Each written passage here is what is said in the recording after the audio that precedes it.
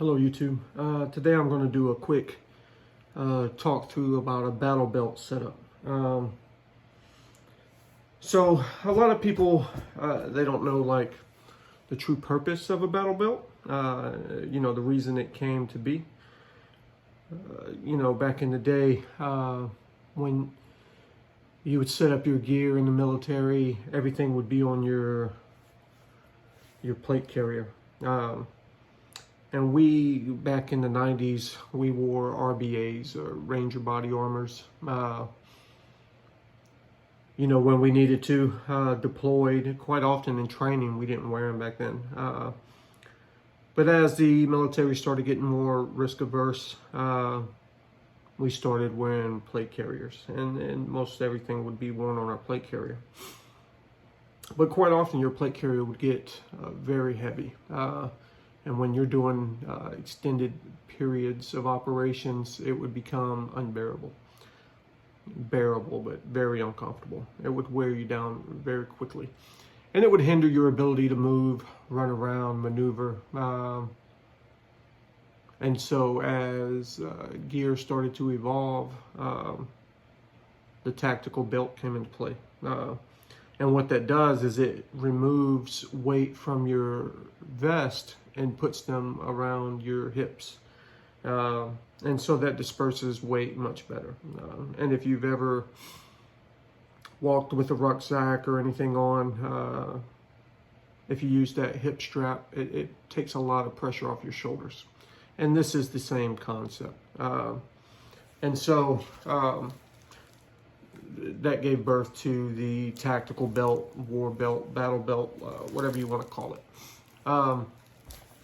I personally still keep the majority of my kit on my vest. On my vest plate carrier, I keep 3 or 4 magazines for my primary weapon. I keep a couple magazines for my secondary weapon, and I keep a lot of things on my vest, like lights. I keep an extra tourniquet. I keep 550 cord, a knife, things of that nature.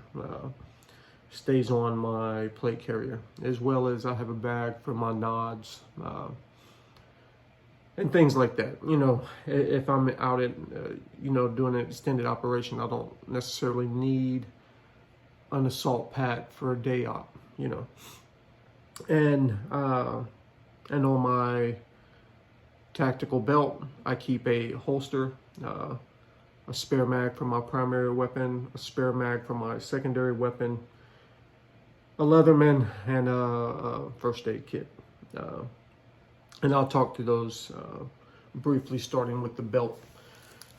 So one of the best belts I've found is this Bison Belt by Ferro Concepts. That's F-E-R-R-O. It is a very nice and sturdy belt. Now, there's a lot of belts that are fairly competitive with this, but I like this one specifically. It's very rigid. As you can see, it holds its shape very well, and it comes with an inner belt, like most do. And you can weave this through your belt straps and then wrap this around. It sticks right into place and holds very well.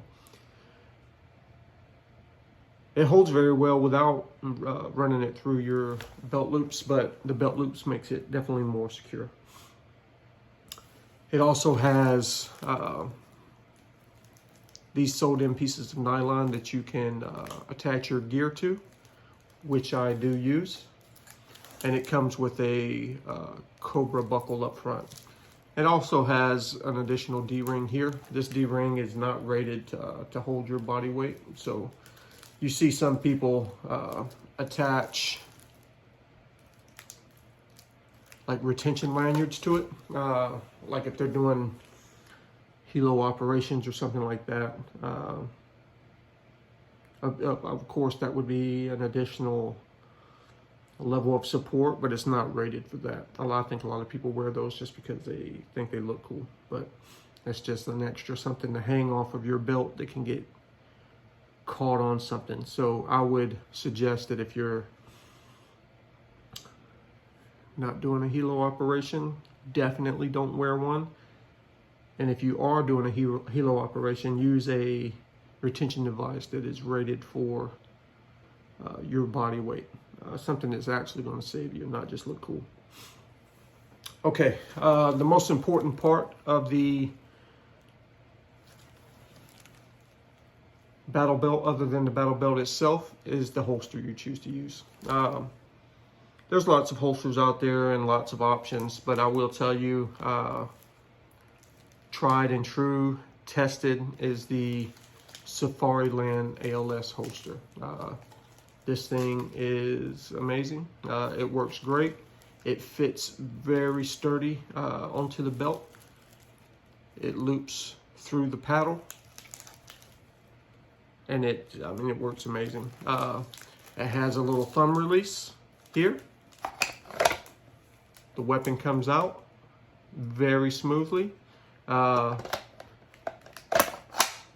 fits right back into place. This can accommodate a weapon with an optic and a light. And this is the mid-rise holster. I don't like wearing them too low. And if you wear them too high, it makes it hard to get to. So the mid-rise is the perfect height for me. And it doesn't come with a leg strap. I bought this leg strap separately from T-Rex arms. Also, very well-made product. Moving around, I have these pouches from Esstac.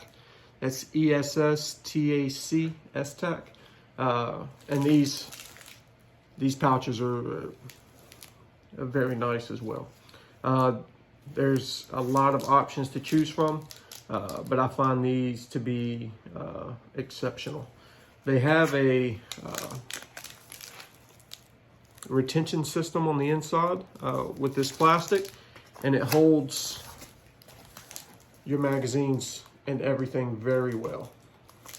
So while you're running around, you don't have to worry about something popping out. I keep one magazine for my secondary weapon. I keep a multi-tool, Leatherman, Gerber, whatever you like. And I keep a magazine for my primary weapon system. Now it's important you train with your gear, obviously. And when you train and you do your draw training and mag changes, you'll figure out how you like to have your magazines in your pouches based on how you reload. Easy frame of reference for me is always keep my rounds facing toward the rear, so that when I grab, I know exactly how to grab my magazine and how to reload for either my primary or secondary weapon system based on my rounds always being toward the rear. And in the heat of the moment, when the adrenaline's pumping, it's important to remove as many thought processes as possible so that you are concentrating on the matter at hand. Just a technique. Now, when you attach these to this Ferro Concepts belt, they attach they're very solid. It didn't take a whole lot of manipulation or playing with them. You weave these malice clips right through the webbing, and they're on here very tight. There's very little movement to them, if any at all. So that makes it great. And moving around the belt, you'll have some people that'll mount an extra magazine pouch, whether it be vertical or horizontal, to their belt. And I have extra ones, but I would rather not have that much weight and gear and things hanging off of my tactical belt, because it hinders your ability to move and climb through windows, jump a fence, things like that if you need to. So in the rear, all I have is a medical pouch. And I got this medical pouch from T-Rex Arms, I believe. And this is where I keep my tourniquet. I can get to it very easily. And then I keep life-saving gear inside here, like a, chest seal, some tape, some blood clotting bandages, things like that. And it's important that you are able to get to it with either hand. And I can grab this and pull it out, and it comes out all in one piece. So I can just reach behind me with either hand, grab it, pull it out in case one hand is injured. You can get to it with either hand. Something else that's important when you set up your belt to save you some time: don't mount a bunch of stuff on the front of your belt. You'll see people with pouches and all kinds of tourniquets and things, knives right here on the front of your belt. You'll find quickly that if you train with that belt and you're running and you're squatting, you're taking a knee, you're in a prone position, things of that nature, that will become very uncomfortable very quickly. And believe it or not, this is, you don't have to be uncomfortable to be proficient. Set up your gear in a way that you can move, you can run, you can shoot from various positions, whether it's kneeling, from the prone, standing, and become proficient with that setup. If you have something that's constantly uncomfortable, it'll wear you down through the day. It's just my opinion, a technique that could make you like to train. If you're uncomfortable all the time, you got blisters and things like that, it becomes very, you don't look forward to it. You almost resent it. So my setup, Ferro Concepts Belt, Esstac pouches. I keep one primary, one secondary, a multi-tool, Safariland holster, and a medical pouch. And I use a T-Rex Arms leg strap. And that's about it. Thanks for watching.